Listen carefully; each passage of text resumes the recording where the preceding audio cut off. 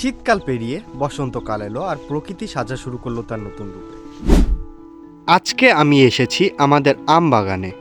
চারিদিকে শুধু সবুজ আর তার মাঝে ছোট্ট ছোট্ট হলুদে রঙের আমের মুকুল, যেন প্রকৃতির মুখে নতুন হাসি ফুটেছে।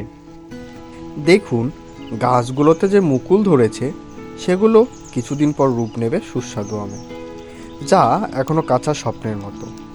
কিন্তু এই ছোট্ট মুকুলের মাঝেই লুকিয়ে আছে এক বিশাল সম্ভাবনা।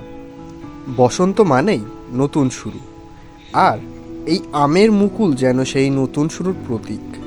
হালকা বাতাসে যখন মুকুলগুলো দুলে ওঠে, মনে হয় প্রকৃতি যেন নিজেই আপন মনে নৃত্য করছে। আমের মুকুলগুলোর একটা আলাদা ঘ্রাণ আছে। এই সময়টাতে মৌমাছি আর প্রজাপতিরা আসে, ভিড় করে এই বাগানে। তারা পরাগায়নে সাহায্য করে, আর সে কারণেই গাছে পরে ভালো ফলন হয়। প্রকৃতির এই ছোট্ট ছোট্ট নিয়মগুলোই আসলে আমাদের জীবনচক্রকে সুন্দরভাবে চালিয়ে নিয়ে যায়। আমাদের গ্রাম বাংলার আমবাগানগুলো শুধু ফলের জন্য নয়, স্মৃতির জন্যও বিখ্যাত। ছোটবেলায় বন্ধুদের সাথে এই বাগানে খেলা করেছি, দৌড়াদৌড়ি করেছি, আর আজ সেই জায়গায় দাঁড়িয়ে নতুন এক অনুভূতি কাজ করছে।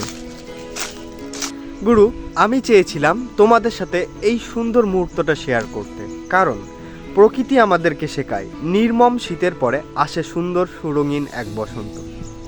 আশা করি ভিডিওটা আপনাদের ভালো লাগবে। যদি ভালো লেগে থাকে তাহলে লাইক, কমেন্ট, শেয়ার করতে ভুলবেন না।